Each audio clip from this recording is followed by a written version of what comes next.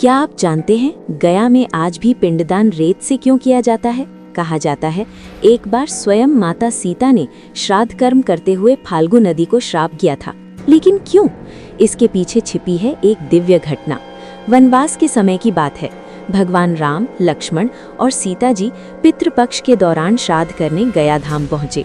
वहां श्राद्ध के लिए आवश्यक सामग्री जुटाने राम और लक्ष्मण नगर की ओर चले गए। उधर श्राद्ध का पवित्र समय बीतने लगा और सीता जी का मन व्याकुल हो उठा। तभी अचानक राजा दशरथ की आत्मा सीता जी के समक्ष प्रकट हुई और बोली, बेटी, मुझे मोक्ष पाने के लिए पिंडदान चाहिए। सीता जी असमंजस में पड़ गईं। उनके पास ना कोई सामग्री थी, न पति उपस्थित, लेकिन उन्होंने मन में निश्चय किया कि श्रद्धा ही सच्चा अर्पण है।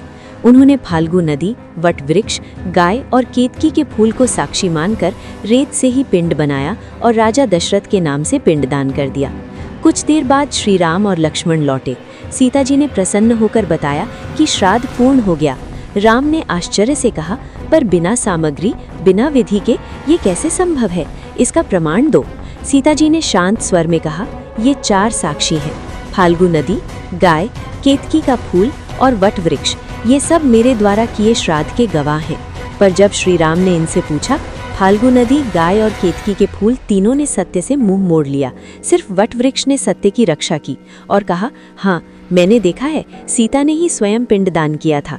तब सीता जी ने आंखें बंद की और दशरथ जी का स्मरण किया। उसी क्षण आकाशवाणी गूंजी, राम, ये सत्य है, सीता ने ही अपने पवित्र भाव से मुझे पिंडदान दिया। राम का संदेह मिट गया, पर सीता जी का हृदय आक्रोश से भर उठा।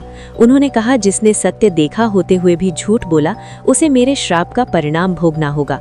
उन्होंने फाल्गु नदी को श्राप दिया, जा, तू केवल नाम की नदी रह जाएगी, तेरे जल का अस्तित्व मिट जाएगा। इसलिए आज भी गया में फाल्गु नदी में रेत तो है, पर पानी नहीं। गाय को श्राप मिला, तू पूज्य होगी पर झूठा खाएगी। केतकी के फूल को श्राप दिया, तुझे कभी पूजा में नहीं चढ़ाया जाएगा। और वट वृक्ष को दिया आशीर्वाद, तू सदैव स्थिर रहकर दूसरों को छाया और आयु देगा। पतिव्रता स्त्रियां तेरा स्मरण कर अपने पतियों की दीर्घायु की कामना करेंगी। तभी से गया को मोक्ष भूमि के लिए अत्यंत पवित्र माना गया। आज भी गया में सीता कुंड के तट पर लोग जल नहीं बल्कि रेत से पिंडदान करते हैं।